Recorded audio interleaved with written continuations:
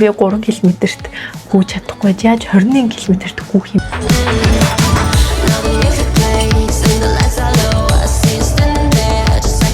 Гүйлт Монголд хөгжихийн төлөө.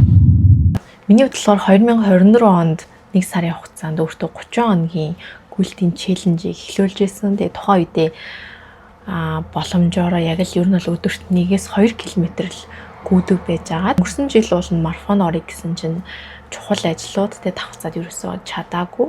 Тэгэд энэ жил би яг зорилго тавиад тэгээд ямар ч гэсэн марафонд оролцоно гэж бодож байгаад.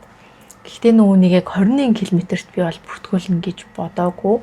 Тэгээ 3 сард марафоны зар орох үед нь 5 км юм уу эсвэл 10 км-т бүртгүүлээ гэж бодсон. Тэгээд хамгийн гол миний 21 км-т бүртгүүлсэн шалтгаан бол энэ юм аа тийм ээ. Яа тэгэхээр би хөлс хөдөлмөрөө хүчээ зориулж, сэтгэлээ зориулж, гүйчээд эргээд дурсах зүйл байхгүй л надад жоох хайран санагдсан. Тийм ч учраас ер нь энэ жил маш олон хүн 21 км-т гүйсэн байхаа гэж би бодож байна. Тэгээ миний хувьд яг 3 сард марафон бүртгэл нь эхэлж явах үед харсан учраас за надад бэлдэх 2 сарын хугацаа байна. Тиймээс би 21 км-т бүртгүүлчихэд хамгийн гол нь бэлтгэлээсээ хий гэж төлөвлөд тэг ерөөдөө бүртгүүлсэн. За тэгээд 2 сарын хугацаанд 7 хоногт 3-аас 4 удаа заавал гүйсэн. За өнөөдөр 5 сарын 10-ны өдөр байна. 14 хоногийн дараа Улаанбаатар марафон болох чинь. Сүүлийн үед амар хүмүүс хэлдэг болсон мөлий.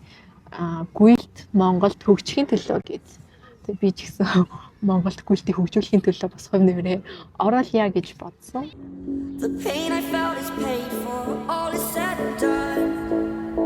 Марафон болоход 7 хоногт байна. Тэгээд өнөөдөр зон 2 дээр 5 км-ээр гүйсэн. Тэгээ гүйгээгүй 7 хонсон чинь өнөөдрийн бэлтгэл амар хүнд байлаа. Тэгээд гүйж тусаад одоо сонголтоо хийж байна.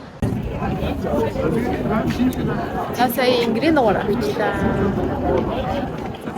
За өнөөдөр марафоны өмнөх өдөр одоо болохоор 8 цаг болж байна. За би маргааш яг ямар хувцас өмсөх үү гэж их бодож байгаа. За миний анхны марафон учраас тэгээд дурсгалтай учраас ер нь бол подолко өмсөөд нэгэ жоохон баг зэрэг өөрчлөнө. Одоо 2 цагийн дараа Улаанбаатар марафон болох чинь. Тэгээ маш их догдолж байна, сандарч байна. Тэгээд өнөөдөр гадаа маш гоё байна. Албаа дээр нөгөө бэлтгэл явуулаад явуулж чинь тэгээд ер нь тэгээд эрт эрхийн даваа тал чинь зург хөргөө эрт авал тий хөнгө байх гэдэг л. Тэгээд амар гоё нь. Финишер гэх нөгөө самбар нь байна. Тэгэл дуусаад ирэхээр ч юм дэж том хүн тий. Тэгээд ингэж байгаа. Одоо би нэг дугуугаа хитан газраас тавиад тэр нь халаалт хийхгүй бол төлбөртэй хэмжилж хийсэн шүү дээ. Сэшүү. Дууны зүгс боллоо. Сия.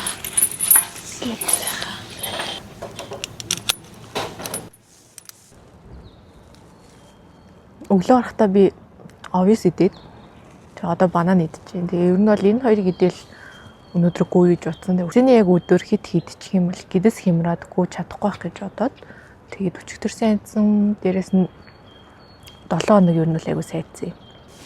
Тэгээ өглөө ингээд үсэн амар гоё янзлсан.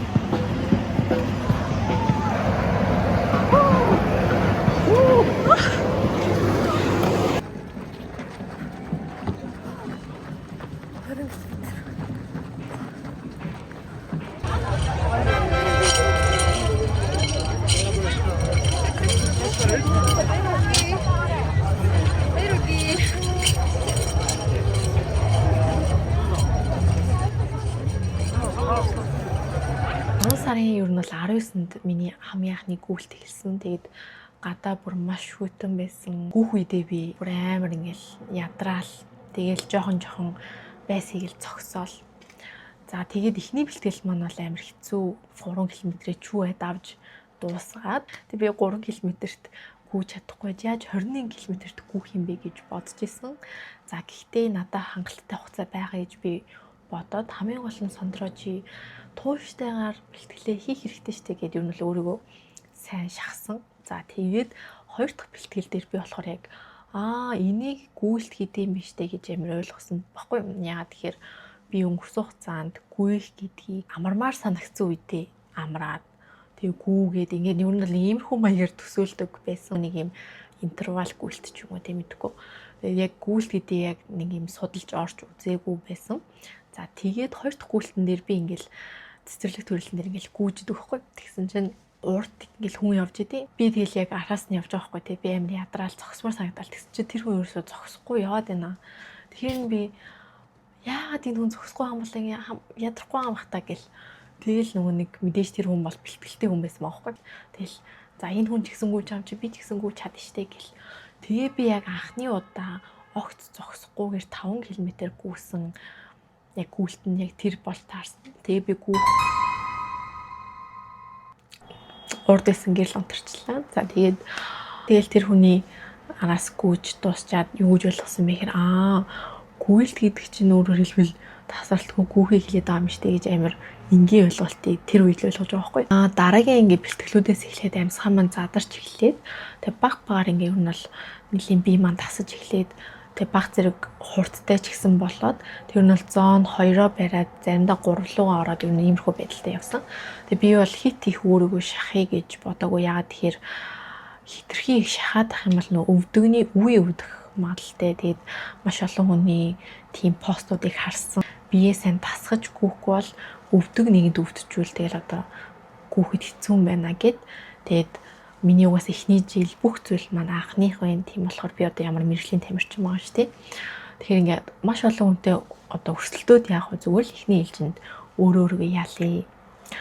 Тэгээ хамгийн гол чухал зүйл нь болохоор ямар ч байсан миний хувьд бол энэ оролцсноо гэдэг нь гүйнэ гэдэг нь 7 хоногт өөртөө цаг зарцуулна гэдэг нь маш том амжилт болчих жоох байхгүй. За тэгээ тийм зорилготойгоор өөрийнхөө хүчийг сорьё гэдэг зорилгоор бол орсон. Заримдаа одоо бэлтгэл хиймэргүй санагдахгүй байна. Гэхдээ тэр одоо үед бол маш надад цөөхөн байсан. Яагаад тэгэхээр ингээ гүйх юм бол надад амар гоё мэдрэмж төрөөд тэгээд илүү гүйлтэд дуртай болж эхэлсэн гэх юм уу. Тийм болохоор ингээд өглөө хэцүүсэн ч гэсэн амар сэрмээр санагдаад амар гүүмээр санагдаад тэгээд өглөө ихт ажилласаа өмнө 5 гэж усаад тэгээд ерөөхдөө 7 хүртэл нэг 2 цагийг зарцсан. Өдөрт дунджаар бол нэг 5 км тэгээд заримдаа 10 15 гэдэг ингээ километрүүдээ жоохон нэмээд явсан. Бас нэг хамгийн чухал ойлгосон зүйл нь болохоор гүйлтийн пүүз байсан. Тэгээд мэдээж яг надад хамгийн хөнгөн гутлаа би өмсөд ихэндээ гүйжсэн.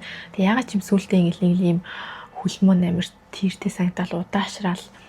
Тэг би нөгөө дахиад ингээл нөгөө судалж байгаа байхгүй. Тэгээд гүйлтийн пүүз айгуу чухал юм байна гээд тэгээ би судалж байгаа ямар пүүз ханаас авах уу? Одоо ингээд одоо брендинг пүүз авах хэрэг жоохон үнэтэй юм шиг санагдал. Тэгээ би бас бодсон байхгүй. Одоо ингээд гадуур яг үнд хямдхан боломжийн үнэтэй гүйлтийн пүүснүүд байгаа. Гэхдээ яг 100% бас ингээд орой хэсгийг би мэдэхгүй. Тэгээд авчдаг. Тэгтэл ингээд яг чанаргүй байх юм бол надад амар хэцүү. Тэгээ тийм болохоор за ер нь нэгэнд авч байгаа юм чинь бол байнга гүйя гэж бодож байгаа юм чинь ер нь л нэгэнд зориулж байгаа юм чинь ингээд гүйлтийн пүүз авчээ гэд. Тэгээд за Nike-гийн яг албан ёсны борлуулагч газраас ингээд гутал авсан. Тэгээд бүр нэлээд судалж байгаа. Тэгээд амир хөөрхөн нь нөгөө нэг Улаанбаатар марафонд оролцсон юм бол 20% өнгөлттэй гээд тэгээд авсан чинь нөгөө нэг юм бас тэмцээнд оролцсон байсан баггүй яг ийм тэмцээн. Тэгээд энэ тэмцээнд болохоор яг би гутал авснаас маргааш нь яг хугацаанд дуусах байсан юм. Тэгээд би шинэ гутлаа авчаад окей тэгвэл би маргааш жоохон гүнгээ яг гутлаа туршиж үзээд тэгээд ягаад ингээм энд оролцож болохгүй гэж бодоод тийм постыг хийсэн байгаа. За тэгээд пост оруулаад тэгтээ нэг юм найдвар тавиагүй л тээ. Хамгийн гоё нь яасан гэж ингээд би яг ажиллаа хийгээл ингээд байжсэн чинь яг ийм чат ирдэг байхгүй юу. Тэгэл би бүр ингээд амьдралтай амар их баярлаа. Би яг үндэ анх удаа ямар нэгэн зүйлээс амар азтан болж үзэж байгаа байхгүй юу. Тэгээ надаа энэ бол хамгийн гоё дурсамжуултайсэн хэсэг байсан. Тэг үнэхээр азтай байсан. Тэгээ би бэлгээ очиж авсан. Тэгээд дараа нь юм шопинг хийсэн. Тэгээ би нөгөө яг шопинг хийх тэр процесс бол бичээгүй. Тэгээ надад тийм энергич байгаагүй. Тэгээд ямар ч байсан маш их баярлалаа гэж энэ ташрамд хэлмээр байна. Хувцас авсан үнчтэй амар өөртөө ихтэй те ингээл гоё аа штэ. За тэгээд яг манай бас ажлын марафон болоод тэгээд ерөөдөө бол ажлын марафонд хамгийн анхны удаа ингээ орж үзэж байгаа байхгүй. Хүмүүстэй уулзж байгаа гэж бодохоор надад жоох юм төгшүүр мэдрэгдээ. Тэгээд ийм гидэс дагаад хямарсан байхгүй. Арай бос өдрөөсөө илүү хүчин чармайлт гаргасан. Тэгээд ямар ч гэсэн барианда ороод тэгтээ амар хөөрхөн нь бас эхний топ 15 дотор нэр маань орсон байсан. Тэгээд энэ бол бас миний хувьд маш том амжилт байсан.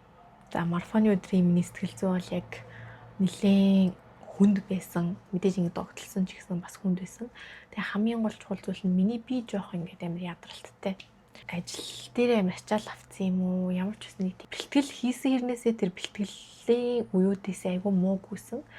Тэгтээ миний зорилго бол ямар ч үс эцсийн хүртэл дуусгах гэдэг зорилгоос учраас тэгэл зарим үед үнэхээр алхсан ч хамаагүй тэгэл нүдэн анаал яваал.